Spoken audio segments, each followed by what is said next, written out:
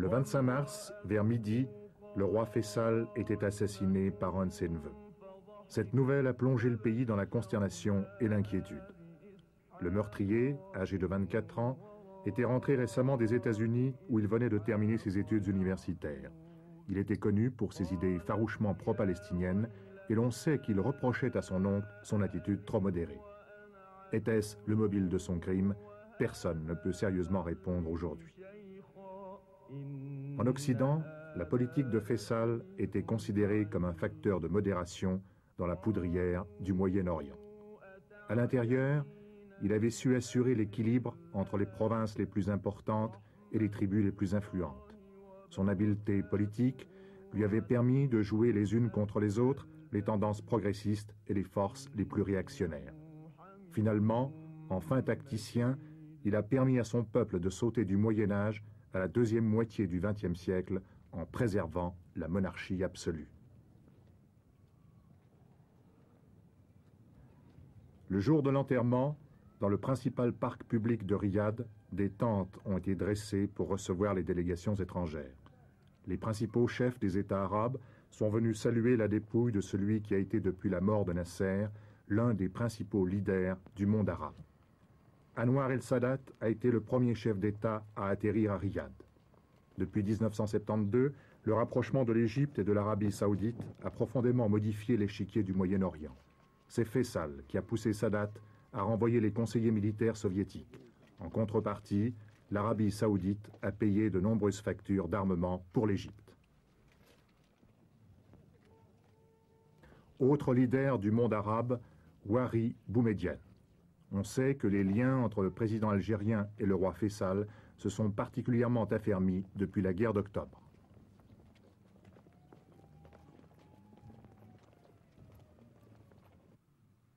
De Bourguiba à Juan Carlos, ces funérailles ont réuni des représentants de la plupart des États qui entretiennent des relations avec l'Arabie saoudite.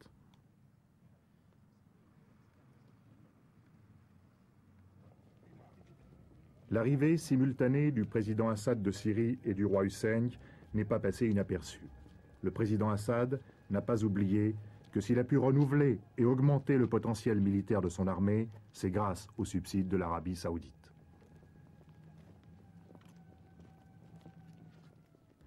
Yasser Arafat, qui avait rencontré Faisal quelques heures avant sa mort, paraissait très affligé.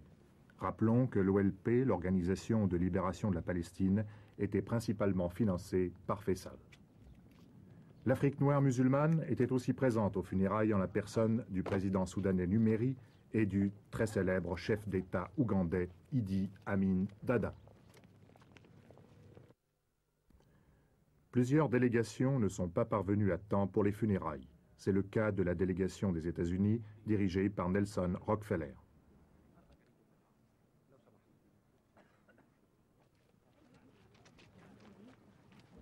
Le nouveau roi, Khaled Ben Abdulaziz, conduit la marche mortuaire.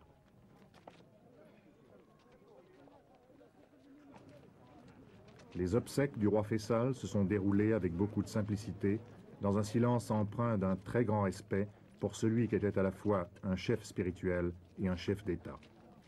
Le corps du roi défunt était simplement enveloppé dans un de ces abayas de laine brune que le roi aimait à porter.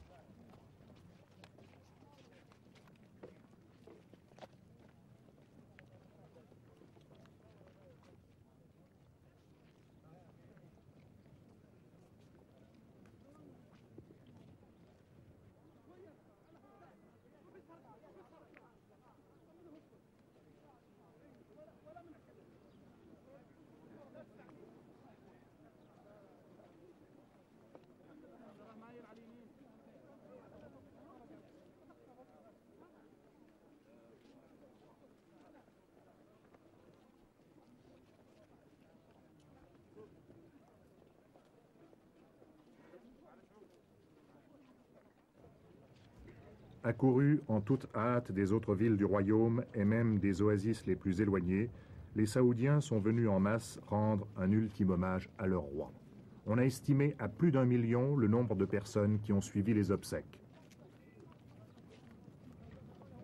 For all Saudis, I think King Faisal was more than a king. Le roi Faisal était plus qu'un simple monarque, il était le père de tous les Saoudiens. Pour moi, qui suis un membre de la nouvelle génération, il était même plus que monarque et père, il était pour nous un exemple stimulant de sagesse, de foi et de courage. Stimulation to us. He was a source of wisdom and of faith, of courage. A man who proved to us and to everybody. C'était un homme qui nous a prouvé, à nous comme aux autres, qu'il est possible d'accomplir de grandes choses en un laps de temps limité. He accomplished things that take generations to be accomplished. Au cours de ces 11 années de règne, il a réalisé une œuvre dont l'édification aurait normalement pris des générations. Young, educated people. And it was always one of his main interests to spread. Il faisait confiance aux jeunes intellectuels. L'instruction pour tous, telle était l'une de ses grandes préoccupations, ainsi que la formation des jeunes saoudiens pour leur apprendre à utiliser les moyens modernes leur permettant de développer l'Arabie saoudite. Comme vous pourrez le constater, bien des postes de responsabilité sont occupés dans notre pays par des jeunes. Le roi Faisal faisait confiance à la jeunesse et lui montrait qu'elle pouvait faire beaucoup pour le pays. To do a lot for their country. Il nous a appris à rendre service à nos frères infortunés, à œuvrer en faveur de l'épanouissement de notre pays. Brothers. And he taught us how to be of service to them, how to develop our country. Et il était aussi le leader du monde arabe. He was Oui, certes, le leader de tous les Arabes. Il voulait unir non seulement son propre peuple, mais encore les Arabes de tous les pays, tous les musulmans, tous les croyants. also all the Muslims. And also everybody who believed in C'était un God. homme qui avait une foi inébranlable en Dieu, en son pays, en son peuple, et en tous ceux qui croient en Dieu, ceux-là même qu'il voulait unir. Believed in God, and he sought to bring all these people together. He was a man of peace, a man of wisdom. C'était un homme de paix, un sage. Il vivra dans nos mémoires non seulement pour ce qu'il a accompli lui-même, mais encore pour tout ce qui sera fait grâce à l'œuvre qu'il a réalisée.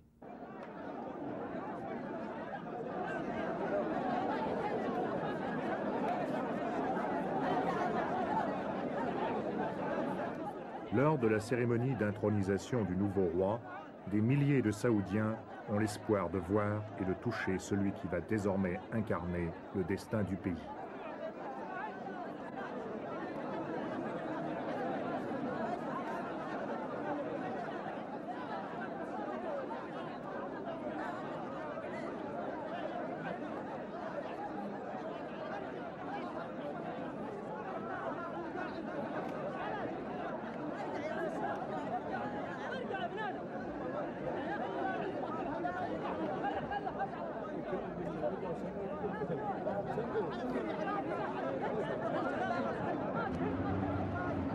C'est au palais du gouverneur que les dignitaires du régime sont venus saluer le nouveau monarque. Selon la tradition, le peuple sait que lui aussi pourra pénétrer dans le palais. Pour les accueillir tous, le nouveau roi devra poursuivre la cérémonie le lendemain.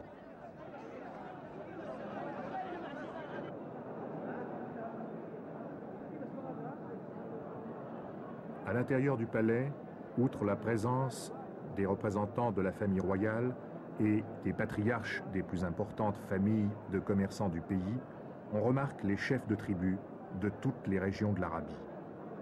On rencontre même dans cette assemblée d'anciens guerriers qui ont combattu aux côtés d'Ibn Saoud, le père de Faisal, lors de la création du royaume. Et le nouveau roi, Khaled Abdulaziz, intronisé en toute simplicité, reçoit dans la bousculade les chefs de tribus qui viennent faire acte d'allégeance.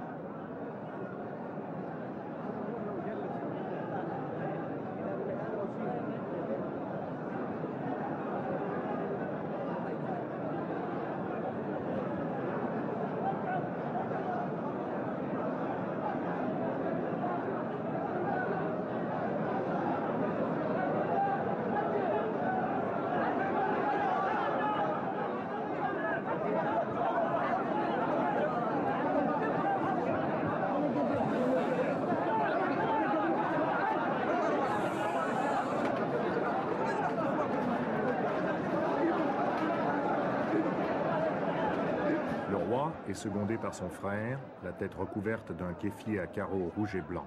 Il s'agit du prince héritier, Fahd Ben Abdulaziz, l'homme fort du nouveau régime.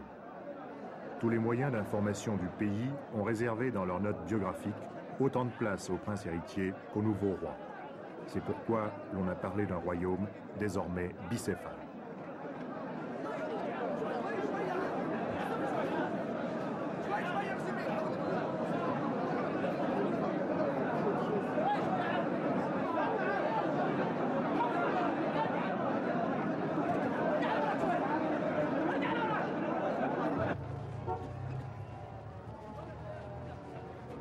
Le nouveau roi et le prince héritier quittent le palais du gouverneur pour se rendre au palais royal, où ils doivent recevoir les condoléances des délégations étrangères.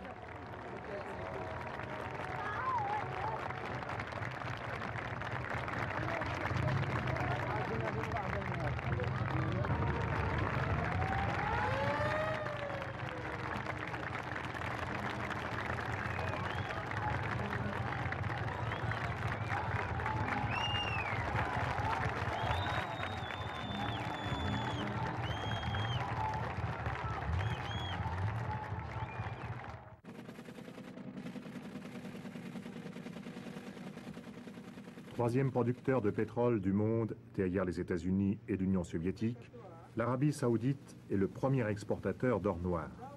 L'année dernière, elle a enregistré des revenus s'élevant à 29 milliards de dollars.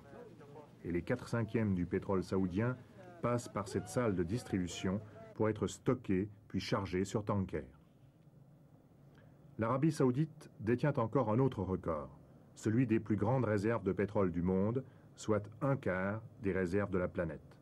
Cela représente une richesse fabuleuse pour ce royaume qui